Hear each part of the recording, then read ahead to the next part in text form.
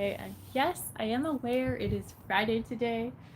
I often lose track of the time. We're doing it today because I don't have time tomorrow, so I do have time today. Let's do it. Garden Tour Saturday is a collab with Grandma Sandy on YouTube. She created this YouTube collaboration. There's many channels that participate. Suffolk Susie in New York, Pat's Garden Life in the Southern States, and Barb Dally Rural Life in Washington State. These ladies pretty much post a video every single week of their gardens. Go check them out. Today we've got a ton to see in my garden. We're going to start off with feeding the crows as per usual. I finally got a bag of peanuts for them. It's been a while since they've had peanuts. And I have some kitty treats. So we're gonna feed them in the rock garden. Then we're gonna come back and check out the veggies. I have a very intriguing plant mystery going on in the vegetable garden, and I need your help to figure out what is going on. I have 3 to 4 different theories about what is happening to this particular plant, vegetable. What is it growing? Something mysterious is going on. And then we have a bunch of other plant updates and some brand new flowers to check out that are brand new to, well, they're not new, they're blooming. They were planted a while ago. So let's start with feeding the crows. We're gonna go out to the rock garden and fill up their bowls. It's been a few days since they've had food.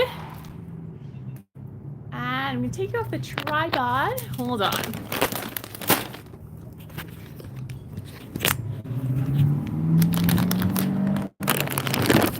And I'm gonna see if I can carry all of this. I got a brand new umbrella. If you've been around for a while, my old umbrella, my old new umbrella, had a tragedy from Mother Nature. The wind got it.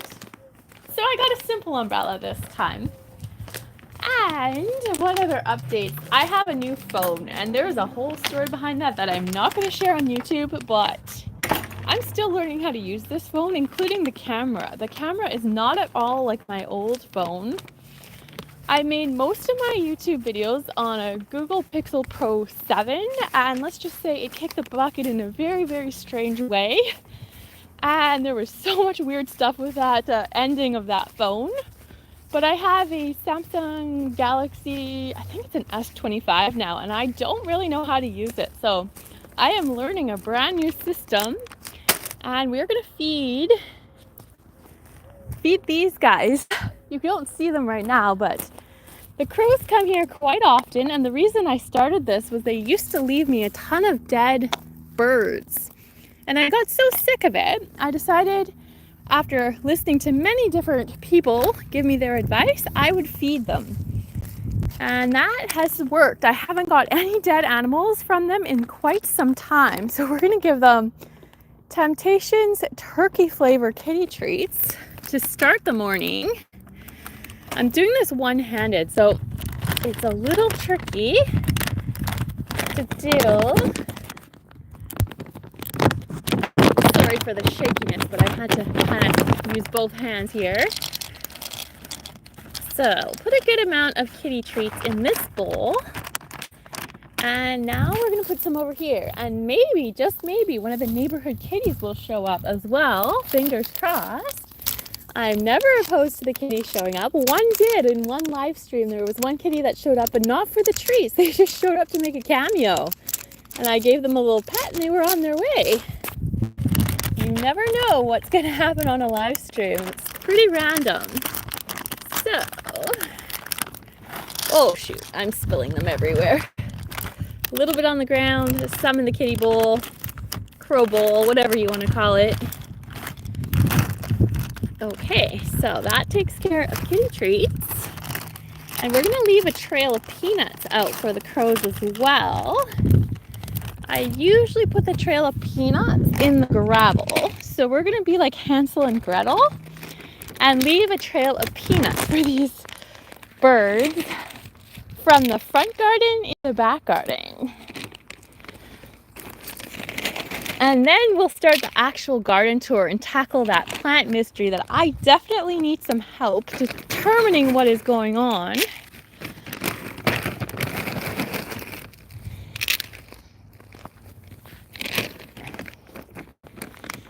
So I'm just gonna leave a trail of peanuts as we make our way back into the vegetable garden area. And the crows will be very happy with this offering. There's lots of peanut remnants all over my gravel from their last indulgence, let's call it that. I literally got the last bag of peanuts at the store. I almost thought there wasn't any left, and I found it at the very back of the shelf. So that was really lucky.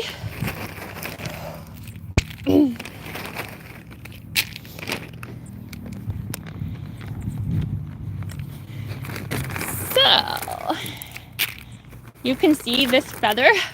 It's not just a feather. This is what they used to leave me. Most of these I got rid of. But there's the odd one that I haven't actually gotten rid of yet. And I just got so tired of it. That was from quite some time ago, but they don't seem to do that anymore. So that's really nice. We're going to journey back into the vegetable garden. And I am so confused with the weather. It was so cold this morning. Now it's feeling really warm, so I might have to take my sweater off. But it's really temperamental today, it seems, with the clouds and the sun coming and going. Greetings, Jack. Welcome to the garden tour. Well, it will be a garden tour shortly. This is my vegetable garden on Vancouver Island. And I have to start with my plant mystery because this has been really getting me. Every day I come out here, I've asked my parents about it. They don't really know what's going on. Not that they're expert gardeners, not that I'm an expert gardener, but let's check it out. So first of all, this is related to this corner of the garden, the mystery that is going on. I want you to take a very good look at the foliage of what is growing here. This is all related to my mystery. So on first glance, I would say this is squash. So I know I have spaghetti squash over here. There's lots, and I've picked quite a few, and I have more to pick.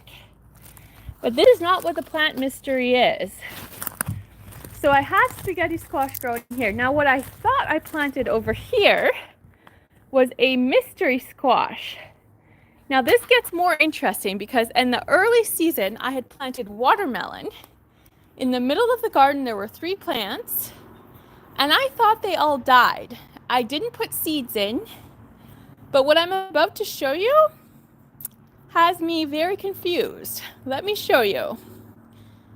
Hello, Zay. So once again, check out the foliage. Now there is something right under here that I have not shown you yet, and it is baffling me. What is this? Is this a pumpkin? Is this a watermelon? Is this some other kinds of squash? Is this a hybrid? Could this be a watermelon pumpkin hybrid? I am shook. I do not know what this is. Hi, Zay. Welcome. I'm trying to decipher this plant mystery. So my first thought is pumpkin because look at the foliage. But when I look at this, I am full on getting watermelon vibes. So there's a big difference between a pumpkin and a watermelon. And at this point in time, I am so confused. So I don't know which vine this is coming from. It might be coming from this, it looks like it's coming from the one with the smaller leaves, which in theory could be watermelon, but the shape is pumpkin. The flowers, I don't know, but there's a bee. I really need to figure this out because I don't want to pick it at the wrong time. If this is a watermelon, it might be getting close to picking stage. If this is a pumpkin, I've got a long ways to go. And if this is some kind of strange hybrid that has just been created, then I don't even know when I would pick it or what it is. Or is this some other kind of squash? I am completely mystified. I'm trying to give you about a bit of different perspective on it. It's huge. This is my hand. 100% this is giving me watermelon vibes, but why the heck is it growing on a pumpkin vine? Or is this actually a watermelon vine, even though all 3 of my watermelon plants supposedly died? I am completely baffled by this mystery. Anyone has any insight in the comments? How do you differentiate a pumpkin from a watermelon from other kinds of squash? Could this be some other kind of squash? I don't know, but look at the colors even. That to me is totally giving me watermelon vibes. But why the heck is it growing from what looks to be like a pumpkin plant? I am so confused by this. I really do need advice. I'm probably going to make multiple videos about this because I want to know what this is. I have to get to the bottom of this, and I don't want to harvest it if it's not ripe. I mean, even if this was a watermelon, I know it has a ways to go. And if it's watermelon, holy shit, this is the biggest watermelon I've ever grown. And if this is a pumpkin, it's also the biggest pumpkin I've ever grown. But I still don't really know what it is. So I really need to know. Is it pumpkin? Is it watermelon? Is it something else? A different kind of squash? Hybrid? I sure hope it's not a watermelon pumpkin hybrid. I mean, can you imagine the taste of a watermelon mixed with a pumpkin? Oh my God, I don't think that would be pleasant. Although you never know, maybe it would be good. Who knows? I've been so fixated on this development in my garden. I haven't shared it on YouTube at all. I keep asking people, what the heck is this? I don't know what it is. It's literally all I think about all day. I'm like, what the heck is growing in my garden? So that is the beginning of the tour. Now let's change the topic a little bit and look at some other developments. That is my big mystery that is happening. We've got the spaghetti squash. You saw that already. There's a lot of that. I need to harvest more. And let's talk about something else that's quite exciting. Check out the black tomatoes I'm growing. There's quite a few of them. They're just starting to change color. I have not tried these yet, but I'll tell you what I'm planning for them. I don't personally love raw tomatoes in anything, other than maybe like on a burger or something like that. But I'm planning to put these in probably some homemade pizzas or some wraps where they're actually baked. I think they'll be delicious. I'm not sure what the flavor's going to be, but I'm not too concerned about that right now. I think it'll be good. Something a little different. And then I'll show you some more tomatoes that have just started to change color. I did my first tomato harvest, I think it was 2 days ago, on these little cherry tomatoes. I think I picked 6 of them already. And they're the first ones that are finally getting ripe. Growing me. Nice tomatoes. Thank you. Welcome to the gardening live stream. So that is what's happening with the tomatoes. Now, if you remember this bed, several weeks ago, I did a potato harvest here. Had a great harvest of potatoes. And I planted a whole bunch of seeds in here. There were cucumbers. I think I put beets and lettuce. And I've just been watering them every day. And I do think I'm starting to get sprouts here and there. Not very many. And I'm hoping that the birds aren't going to find them. That's usually what happens. But I'm hoping because I put such a variety in here that things will not all get eaten and something's gonna grow. So that is what is going on here. Strawberries are looking a little more peppy. I gave them some kelp meal. That's what you see here. And I do think they're starting to respond to it, which is awesome. You can see the foliage is getting more lush. So let's check out what else is going on in the vegetable garden aside from the watermelon pumpkin situation. This is the back side where the tomatoes have gone bonkers. Lots of sunflowers. And another vine, which I think this is pumpkin. Again, I don't know. Is growing out the back side of my garden. I'm not sure what this one is. This is different than the spaghetti squash and different than that thing that I think could be watermelon. I'm assuming it's some kind of pumpkin. Unless this is a strange looking zucchini, I don't really know. But my first thought is pumpkin. So I have pumpkin growing here, going wild out from the vegetable garden. And check out the tomatoes. They are not even close to ripe. There are so many and they just keep getting bigger and bigger and bigger. There are like a ton of them on here. They're just flowing out of the garden. And they're not even ripening. They just keep getting more and more large. so they're going to be really big suckers when they're ready, which is awesome. No rush in the world of growing and vegetables. Let nature do its thing. And I really need to get some more stakes for my beans. In this jungle, there is absolutely a ton of stuff going on, and it has long since outgrown the height of the garden. I had some branches from the beach in here, and clearly I need to get more taller ones because the garden is way higher than my support system. Let's call it that. There are some petunias blooming in here. The vines have gone wild, like all throughout here. This is my gravel. They have extended. And check this out. I do have more squashes. I think this might be patty pan squash. I'm not sure. There's another one that looks a little bit sickly in this corner. I think it could be patty pan squash. I've never grown it before. But what happened on my milk jugs is a lot of the labels got worn off before the plants went in the ground. Yeah, this is my sheep manure bed. If you were brand new here, these 3 beds, this was all done this year. This was made from recycled grass and sheep manure, and the difference is wild. I renovated this whole property in the last, I'm going to say about 9 months now. And this is original soil with no sheep manure. And this was constructed brand new with recycled grass and sheep manure in the spring. What a difference. So my plan is, there's a sheep farm down my street. In case you're wondering, I live in suburbia, but there happens to be a sheep farm nearby. I'm going to get another load of sheep manure in the fall to amend these soils because clearly they're not nutrient rich. So that next season it can look like this, because this has completely blown my mind. And I actually prune this almost every single day. You would never know I prune it. You can see some of my debris.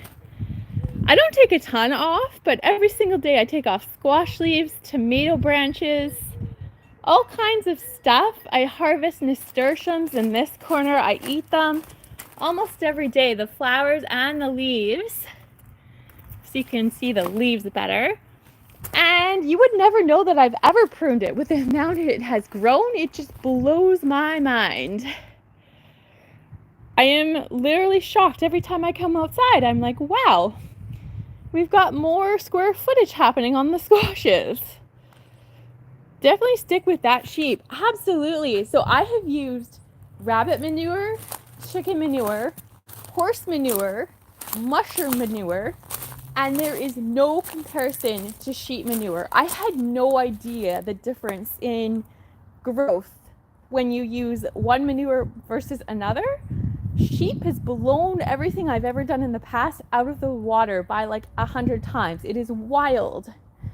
I did not know sheep had that much nutrition in their manure, but now I know, and I will never go back to any other manure after knowing the knowledge I have now. So let's turn around. This is what I call the flower garden. So let's look at the flowers before we tackle another interesting development. And I'm so excited to share with you my gladioli. This is them here. I've been waiting so long for them to bloom. They're pink and purple, and I just love the color combo. And I also love how topsy-turvy they are. They just seem so whimsical to me in the garden. What a neat effect. I didn't plan it to look like that, but I just love how they're not all perfect. It adds so much character against the fence. I think it's just lovely. And let's look at the sunflowers at the back. Oh, there's birdies at the back. They flew away. These ones are almost finished. They've been blooming for a long time, this branched variety. We're going to flip around and look at the tall sunflowers that are just starting to bloom, doing their little dance in the wind. And I'm going to try carefully not to knock over my gladioli as I try to show you the other sunflowers. The gladioli are all over the back of the fence. quite high, these sunflowers. And I love that the neighbors can see these ones. So the tall ones, you can definitely see them from the rock garden on the other side of the fence. So it's a little bit of color and sunshine for everyone in the neighborhood to enjoy, which I love. I'm just gonna put you guys down for a minute. I am getting so hot. Hold on, where's a good spot? I need to take off my sweater. See what you can see. I'm putting you on my little frog statue for a minute.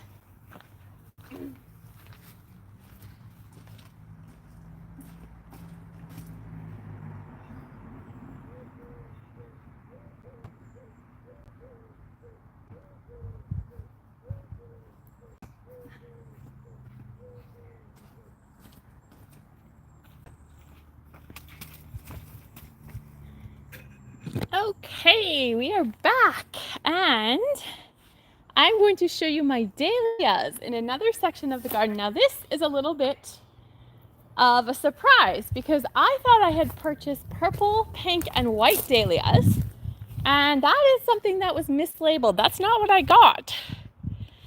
I got brilliant yellow dahlias, and I'm not mad about it. I actually love them.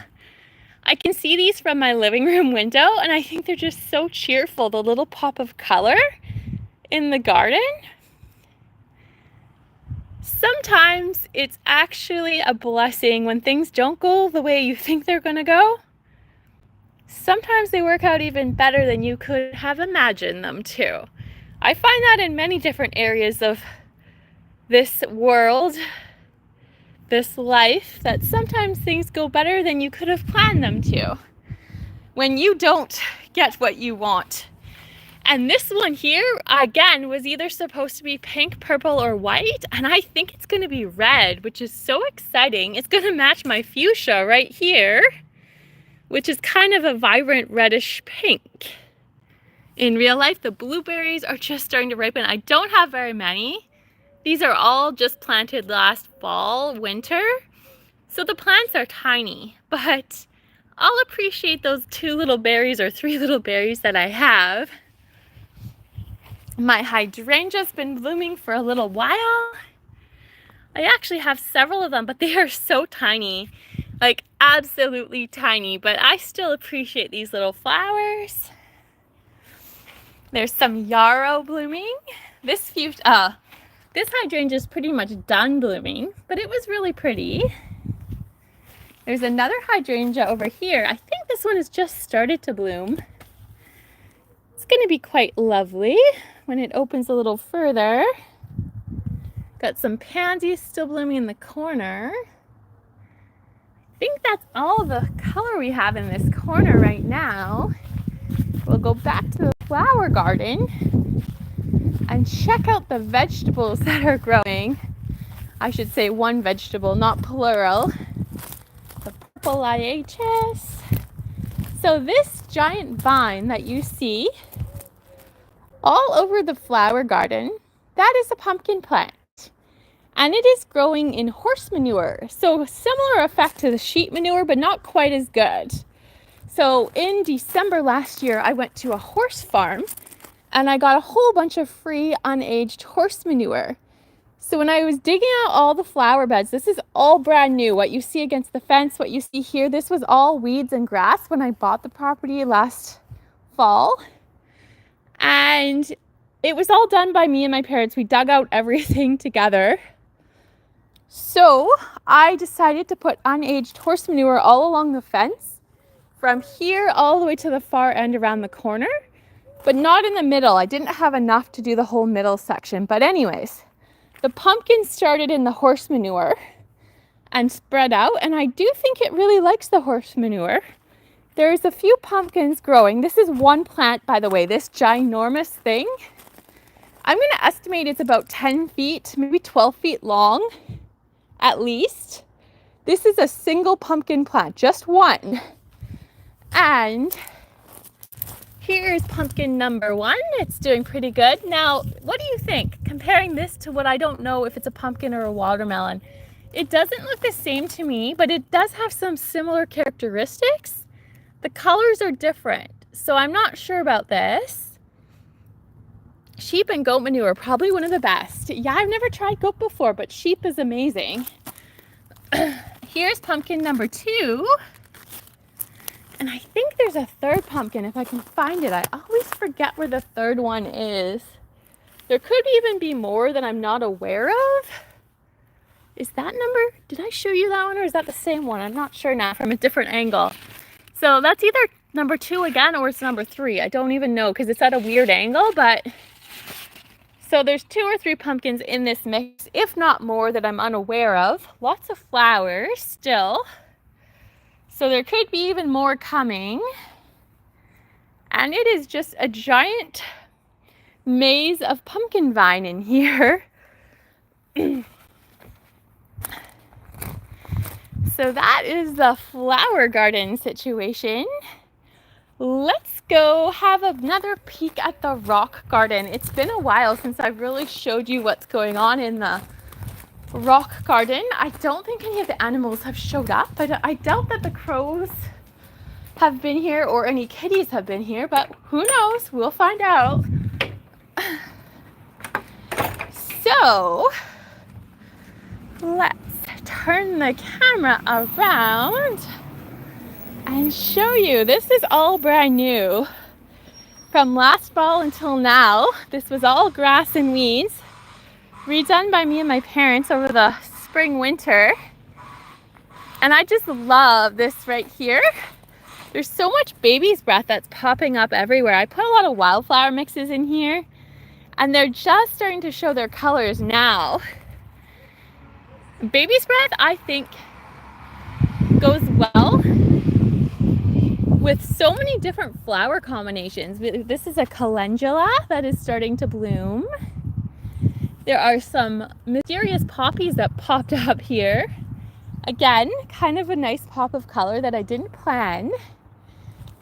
This is a really neat calendula. I've grown calendulas so many times, but never this variety. I don't know what it's called.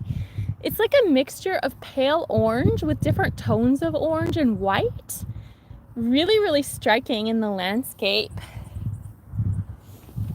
And I love the yarrow. I don't remember planting this, but it goes so well with the baby's breath. Really, really pretty combination.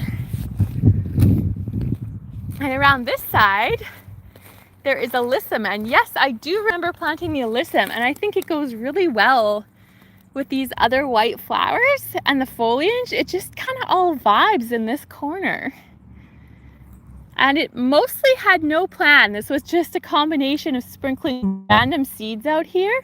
The lupins I did intentionally put here, and I grew those from seed. This one has not bloomed yet, but most of this was unintentional. The borage, this was intentional. I did put seeds here. Actually, no, they were in milk jugs, and then I transplanted them here, but most of these flowers were unintentional. Just whatever grew from the seed mixes. And it turned out better than I hoped for, really. In the middle is a Desert King fig tree. This was original on the property. I did plant more Desert King figs, but this one is definitely doing better than the ones I planted.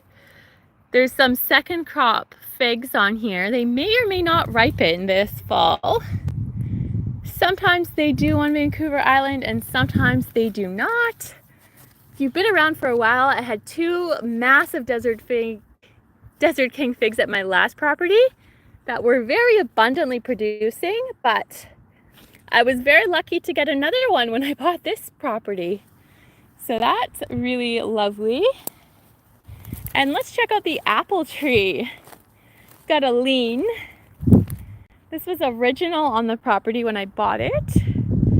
And it's a multi-variety apple tree. So a large chunk of it broke off a few weeks ago.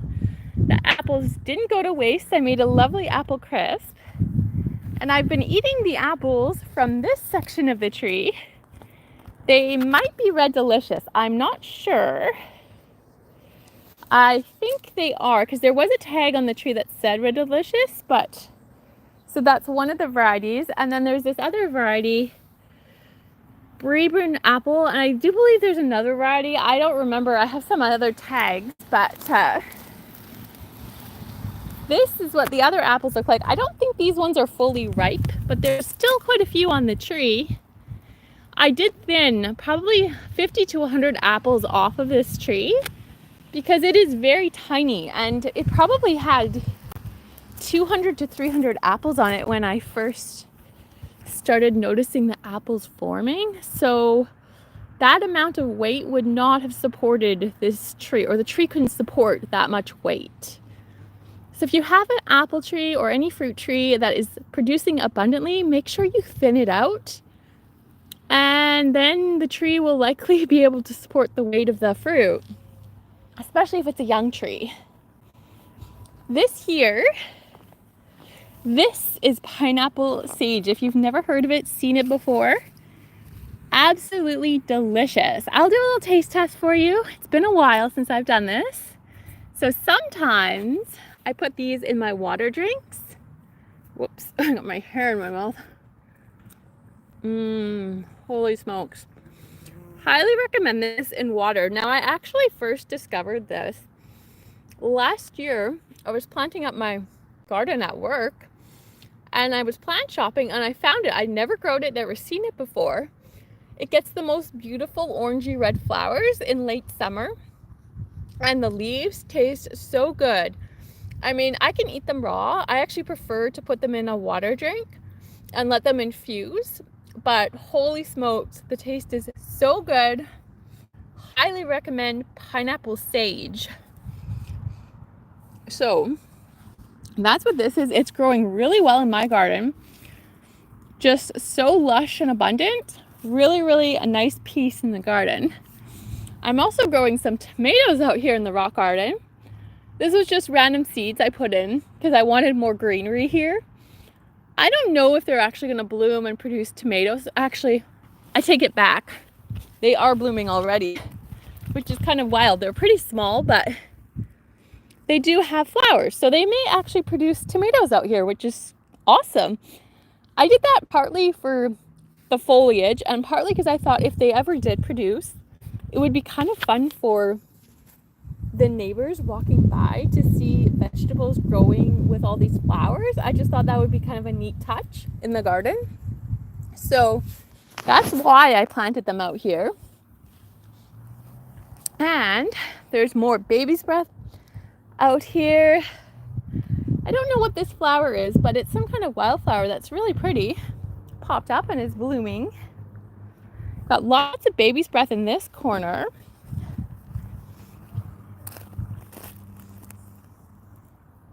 It just goes well with all flower combinations. Baby's breath is just so wonderful. And there's so many bees. Everywhere I go, the bees are buzzing. There's the Nepeta. Another lovely pop of purple in the garden.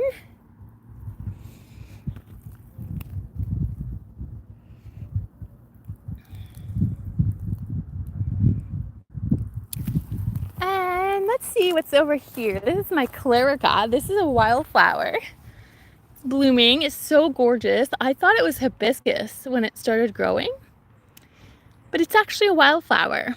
And I'm so lucky I didn't pull it out because I almost did.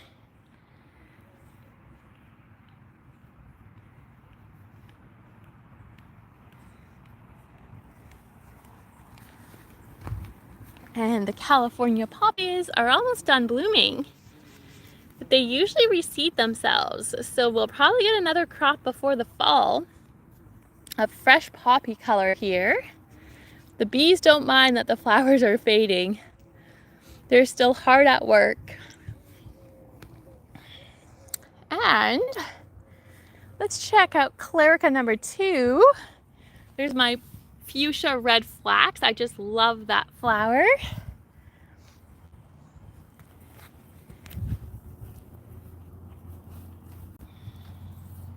Clerica number 2 blooming, just started to bloom.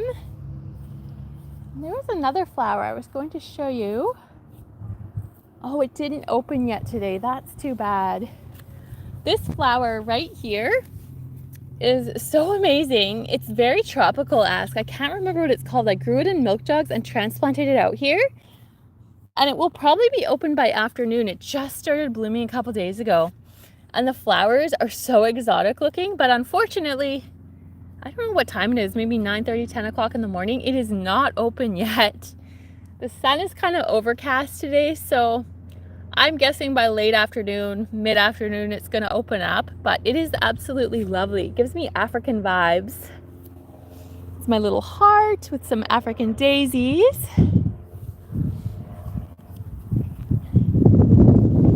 This is a rock rose that's been blooming for a while.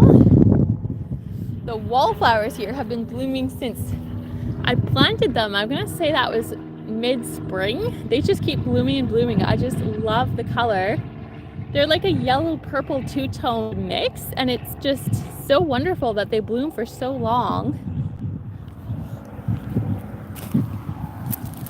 And here's a little nasturtium growing right around this calendula. I think it's calendula. Anyways, it could be zinnia, but I think it's a calendula. I think it is just gorgeous. I love the texture of the flower.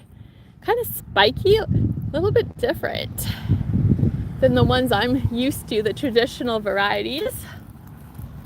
And a lovely little pansy is growing out here by himself. That was from seed that I planted. And I think I got larkspur. I am so excited. I really wanted to grow this, and I just noticed it here. Hasn't bloomed, but I'm pretty sure it's larkspur, so that is so exciting. Definitely show you when that opens up. My mint, I think this is mint, is just starting to bloom, the first of many of my mints. So I'm really looking forward to seeing how that's gonna look when it's all open. I've got a whole collection of mint over here. There's apple mint, mojo mint, I think this is chocolate mint. I think I have peppermint and spearmint as well. I don't know if I have other mints. I might. I got a whole mint collection going. None of them have bloomed yet, but this one is getting close to blooming pretty soon. This is my smoke tree. And in the middle here, these were one of my favorite poppies. They're pretty faded now, but they were kind of a beautiful pure white color. Hard to find that in like a California poppy variety, and they were just so gorgeous. They're going to seed, and I do hope they produce a lot of seeds because I would love to get them all over the garden. Now this, I don't know what it is. Very lush, lots of little buds on it, and it's going to bloom really soon, which is so exciting. Rock rose in full bloom right behind the mystery flower. There's a marigold that has just started blooming. Lots of pansies are popping up everywhere. And we've got bachelor's buttons right behind me. Lots of tomato plants here, there, and everywhere. These are asters, and I did plant them from seed. The first time I've ever been able to grow them. Every other time I plant the seeds, they never grow, but this property has been really amazing with being able to grow stuff I could never grow in my last garden. So I'm really excited about that. Brave for putting mint in the ground. Yes, I know. At my last property, holy smokes, I was warned about mint early on, and I did the stupidest thing, to be honest. I put it in my vegetable garden, and my soil was quite fertile over there. Not as good as sheep manure, but still pretty good. And it grew like nobody's business. I had like a 6-foot thing of, let's call it a mint hedge. Massive. And although it smelled gorgeous and the bees went bananas for it, it took over the whole vegetable garden. It took me many years to almost get rid of it. It wasn't gone when I sold the house, but it was almost gone. So if you don't want it to spread out, don't plant it in the ground. But here I actually did this on purpose. I want it to spread out. And if it goes into the gravel, I will be delighted. I actually want it to go everywhere. I think it would be gorgeous. It's low maintenance. The bees love it. So I am all for it. If it wants to go wild, let it do its thing. I have no complaints about that. So that is, I intentionally planted it all at the back here because my hope is that it grows together into a hedge-like formation. And then I will trim it into a hedge if it does grow in that pattern, which I think it will eventually. And then it'll kind of be like a beautiful backdrop for the garden. So that's the plan. Now, who knows what the plant has plans for itself, but that was my vision for the mint, was to create a mint hedge intentionally for the garden. Yeah, so that is what is going on in this region of the garden. I don't think I have any more highlights. I could show you what I've been working on. I've been kind of hiding it from YouTube for a while because it's kind of ugly actually, but it's one of those things that's in the development stage. I talked about it way back several months ago on this channel. I made a not a live video, but a recorded video about this little project I'm working on. And it's coming along, but it's really, really slow process. But I haven't shared it with you guys in a while. I could share that with you guys, but you have to keep the perspective in mind that this is a work in progress. On first glance, the first thing most people will think is, this is so ugly, why are you showing this to us?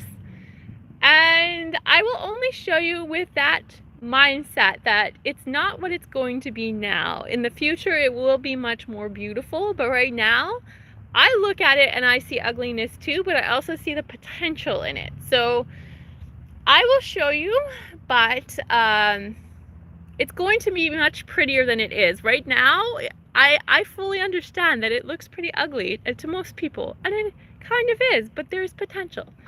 So we'll go take a look at. That's the only thing I really haven't showed you for my garden highlights this week. So let's do this. Oh boy, I am getting older. Is it getting harder to get up sometimes?